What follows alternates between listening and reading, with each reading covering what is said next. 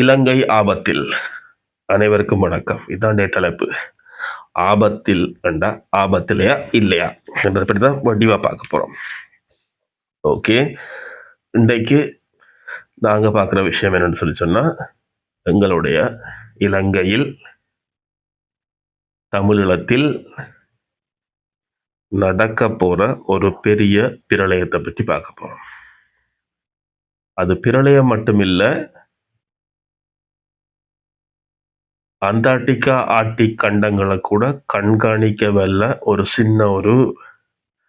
சின்ன சாமான் உண்டு.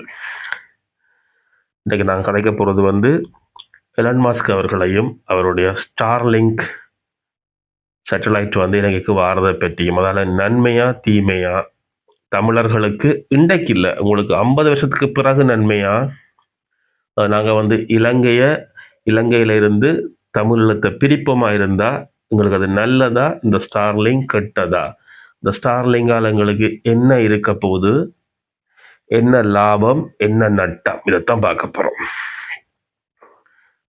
அதுக்கு வீடியோவில் கடைசியில் வந்து 2020 30 40 50 60 காலத்துக்கு போவோம். அதுக்கு முதல் இப்போ தற்காலத்துக்கு வருவோம். எல்லாத்துக்கும் முதல்ல நாங்கள் இப்போ 2015ஆம் ஆண்டுக்கு 10 வருஷத்துக்கு அப்படியே பின்னால் ரிவர்ஸ் அடித்து போகிறோம். ஏனென்று சொல்லி சொன்னால், ஸ்டார்லிங்க் ஒரு சின்ன ஒரு சேட்டலைட் ப்ராஜெக்ட் வந்து ஸ்பேஸ் எக்ஸ் சொல்கிற விட நிறுவனத்தால் எலான் மாஸ்க் என்ற அவர் மனுஷனா எலியனாண்டு கன பேர் யோசிச்சு கொண்டிருக்காங்க. வந்து என்ன கேட்டால் நான் சொல்லுவோம் வந்து அவர் ஒரு நல்ல விஞ்ஞானி என்று மட்டும்தான். அந்த ப்ராஜெக்டை வந்து அவர் வந்து லான்ச் பண்ணுறார். 2018ஆம் ஆண்டு அவர் 2 சேட்டலைட்டை மட்டும் அனுப்புகிறார். அதாவது வந்து சோதனைக்கான 2 விண்வெளி சேட்டலைட்டுகளை அனுப்புகிறார். அதுக்கு ஒன்றுக்கு பேர் வந்து டின்டின் ஏ, அடுத்தது பேர் டின்டின் பி. ஒரு 90களில் இருந்தவங்களுக்கெல்லாம் தெரிஞ்சிருக்கு வந்து டின்டின் 2 சொல்லிட்டு ஒரு கார்ட்டூன் ஒன்று பார்ப்போம்.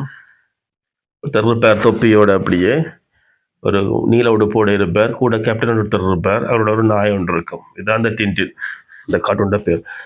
அந்த கார்ட்டூன்ட பேரில் தான் அவர் இந்த முதல் சேட்டலைட்டை லான்ச் பண்ணினார். அதுக்கு ஏதாவது காரணம் இருக்கா? தெரிஞ்சா கமெண்ட் பண்ணுங்க. அவ்வளோக்கு மண்டையை கசக்க வேணாம்.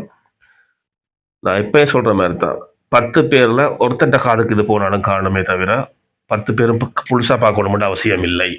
ஏனென்றால் சமூக வலைத்தளத்தை வந்து எப்பயும் டைம் பாஸுக்கு பாவிக்கிற மக்கள் இருக்கும் வரைக்கும் சரியான தகவல்கள் வந்து எல்லார்டையும் போய் சேராது.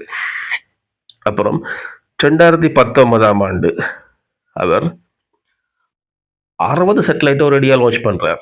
மேலே 60 செய்மதியை லான்ச் பண்ணுறார். எங்களுக்கு ஒன்று லான்ச் பண்ணுறதுக்கே வந்து பத்தாது. இவர் 15ஆம் ஆண்டு ஆரம்பித்தவர் 19ஆம் ஆண்டு 4 வருஷத்தில் 60 சேட்டலைட்டை லான்ச் பண்ணுறார். வந்து அதுவும் வந்து லோ எர்த் ஆர்பிட், அதாவது லியோன்னு சொல்லுவாங்க. லோ எர்த் ஆர்பிட், அதாவது பூமியின் புவியீர்ப்பு இதில் வந்து கொஞ்சம் கீழே இருக்கக்கூடிய சேட்டலைட்ஸ். ரொம்பலாம் அங்கே போய்லாம் லான்ச் பண்ண மாட்டாங்க, மேலே தான் லான்ச் பண்ணுவாங்க மேக்ஸிமம் ஆக்கள். அதுவும் வெறும் ஃபால்கன் 9 ராக்கெட்ஸ்.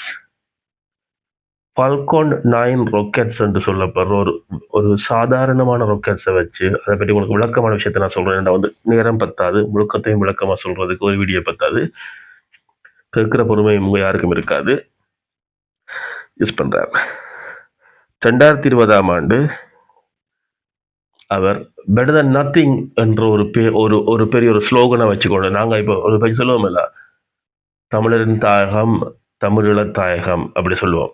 அதே மாதிரி தான் இவர் வந்து பெட்டர் தென் நத்திங் என்ற ஒரு ப்ராஜெக்ட், அதாவது வந்து நல்லதை விட வந்து உலகத்தில் எதுவும் இல்லை, மேம்பட்டதை விட உலகத்தில் எதுவுமே இல்லை, பெட்டர் தென் நத்திங் என்ற ஒரு ஸ்லோகனில் வந்து ஒரு ப்ராஜெக்ட் ஆரம்பித்து அமெரிக்கா, கனடா, யூகே என்ற அந்த பிரிட்டிஷ் சாம்ராஜ்யத்துக்குள்ள ஒரு காலத்தில் இருந்த நாடுகளுக்கு மட்டும் வந்து சேட்டலைட்டை லான்ச் பண்ணுறார். அவையை மட்டும் கவர் பண்ணுறார். 100 வித கவரேஜ் எடுக்கிறார். அந்த நாடுகளை ஃபுல்லாக கண்காணிக்கிறார்.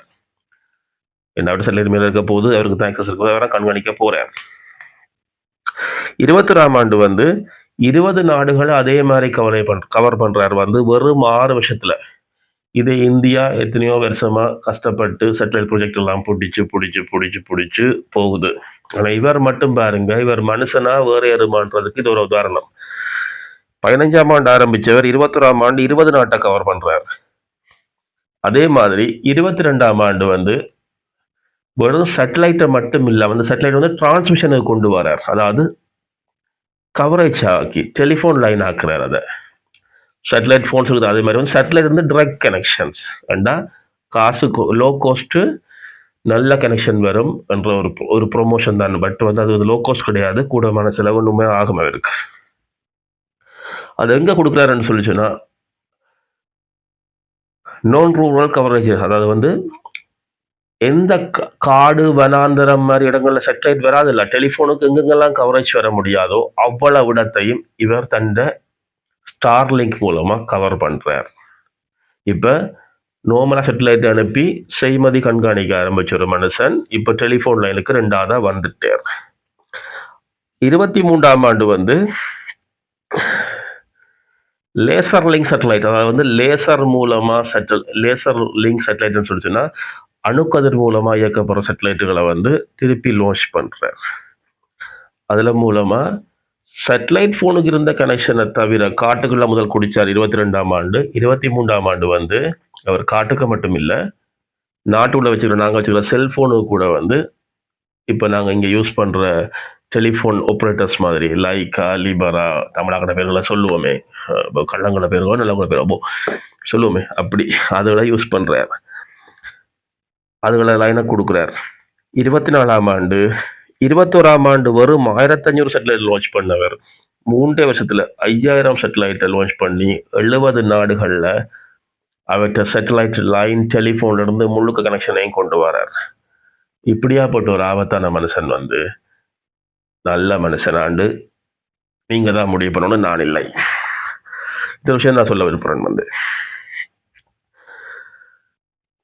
இந்த சேட்டலைட் லைன் கனெக்ஷன் வந்து ஸ்பீட் எவ்வளவுன்னு பார்த்தீங்கன்னா இந்த ப்ராட்பேண்ட் ஸ்பீட் வந்து 20 to 40 மில்லி செகண்ட், அதாவது இந்த இப்படியும் இல்லை அதுக்குள்ள வார வேகம். 2வது வந்து அவரோட இது வந்து சேட்டலைட் வந்து தான் இப்போ உலகத்தில் நேட்டோ ஃபோர்ஸஸில் மேக்சிமம் நாடுகளில் வந்து, அதாவது நொதர்ன் அட்லாண்டிக் ட்ரீட்டி ஆர்கனைசேஷன் என்று சொல்லப்படுற வந்து ஐநா அமைதிப்படை என்று கூட சொல்ல முடியாது, அது வந்து யூஎன் பீஸ் கீப்பிங் ஃபோர்ஸஸ். என்னோட தான் உங்களுக்கு நேட்டோ என்று சொன்னேன். அந்த நேட்டோ நாடுகளில் இருக்கக்கூடிய பாதுகாப்பு படையில் இருக்கிற முழு சேட்டலைட்ஸும் அவரோட ஆப்ரேஷனில் தான் முக்கால்வாசி. அதாவது அவரோட பர்சனல் சேட்டலைட் டவுன் ஆச்சுன்னு சொன்னால் பேக்கப்பாக வந்து எலன் மாஸ்க் அவரோட ஸ்டார்லிங்க் தான் இருக்கு. மிலிட்ரி கம்யூனிகேஷன்ஸ் ஃபுல்லாக, அதாவது உலகத்தில் எல்லா மிலிட்ரி இந்த கம்யூனிகேஷன்ஸும் வந்து அவரோட பேக்கப்பில் இருக்கு. அதாவது அவர் தான் உலகத்தின் கடவுள், அதாவது வார்லோட். அப்படி உருவாகிறதுக்கான சந்தர்ப்பங்கள் இருக்கு கொஞ்ச நாள். இனி வருங்காலங்களில் வந்து இவர் அடுத்த ப்ராஜெக்டாக வந்து அவர் செய்ய போகிறது வந்து சோலார் பேனல்ஸ். அங்கே சேட்டலைட்டை வச்சு சோலார் பேனல் பேஸ் சேட்டலைட்ஸை வந்து ஆப்ரேட் பண்ணக்குள்ள வந்து பூமி இந்த கதிர்வீச்சுக்கள் எப்படி இருக்குமென்று படித்த விஞ்ஞானிகளுக்கு தெரியும், எனக்கு தெரியாது. ஆபத்தாக முடியும். இப்போ நான் 20ஆம் ஆண்டு 20, 30, 40, 50ஆம் ஆண்டுக்கு போகிறோம்னு வைக்க சொல்லுங்களேன். எங்களோட பிரச்சனை இப்பயே தீர இல்லை, திருப்பியும் ஏதாவது ஒரு பிரச்சனை வருது. 83, 82 ஆரம்பிச்ச மாதிரி ஆயுத போராட்டம் ஒரு பேச்சுக்கு சொல்றேன்னு வருதுண்டு. இந்த எலன் மாஸ்கோட சேட்டலைட் வந்து எதிரிகளோட கையில் இருக்கும் மட்டில் வந்து யாராலையும் எதையும் வெல்ல முடியாது. ஏனென்றால் அது துல்லியமாக அடையாளம் கண்டு பிடிச்சு கொடுக்கும். ஏற்கனவே 2009ஆம் ஆண்டு இந்தியாவோட இந்திரா ரெடாஸ் தான் வந்து நிறைய எங்களோட தமிழ் விடுதலை புலிகள் குழுக்களில் நிறைய சாமான்களை வந்து காட்டி கொடுத்தது. பொம்பு அதுக்கேற்ற மாதிரி அடித்தாங்க, கொண்டாங்க. அதே மாதிரி சில தேர்மல் மிசைல்ஸ், அதாவது வந்து உடம்புட சூட்டை அறிஞ்சு தாக்கக்கூடிய மிசைல்ஸ் வந்து பங்கரை அட்டாக் பண்ணது அதெல்லாம் நான் கேள்விப்பட்டிருக்கேன். அதெல்லாம் ஒரு சாதாரண டெக்னாலஜி. ஆனால் இவர்கிட்ட இருக்கிற டெக்னாலஜி வந்து அப்படி இல்லை. இப்போ இவர் டெவலப் பண்ணிக்கிற டெக்னாலஜி வந்து லேசர் டெக்னாலஜி, சரியான ஆபத்தானது. அவர் இலங்கைக்கு வாரதன் மூலம் அவர் தொலைத்தொடர்பை வந்து, அதாவது வந்து இப்போ காட்டுக்குள்ளே போனால் கூட நீங்கள் ஃபோனில் ஹலோ முக்கத்தக்காரன்னு கேட்கலாம், ஹலோ மச்சான் என்ன செய்கிறேன்னு கேட்கலாம், அவ்வளோதான். ஆனால் நீங்கள் என்ன செய்கிறீங்க கதைக்கிறீங்கன்றத வந்து அவதானிக்கிற திறமை 100க்கு 100% அவர்கிட்ட மட்டும்தான் இருக்கு. அது சிஐயாலேயோ, மொசாட்டாலேயோ முடியாது. ஏனென்று சொன்னால், எலன் மாஸ்க் அவர்கள் வந்து அவர் டெக்னாலஜி வந்து யாருக்கும் விலை போகிற டெக்னாலஜி இல்லை. அதனால தான் வந்து அவர் அமெரிக்க பாதுகாப்பு கவுன்சிலோட பிரதான ஆலோசகராக இருக்கிறார். வந்து மிஸ்டர் டொனால்ட் ட்ரம்ப்புக்கு அவர் தான் பாதுகாப்பு ஆலோசகராக இருக்கிறார். அந்த கவுன்சிலில் அவர் மெம்பராக இருக்கிறார். ஆகையால் உலக விஷயங்களை தெரிஞ்சு கொள்ள மட்டும்தான் இந்த வீடியோ வந்து நீங்கள் சிந்திங்க. இதை விட பெஸ்ட்டாக நாங்கள் ஏதாவது டெவலப் பண்ணலாமா வாழ்க்கையில்ன்றதை மட்டும் இளம் பிள்ளைகள் படித்து முன்னுக்கு வாங்க. கேட்டதுக்கு நன்றி, வணக்கம்.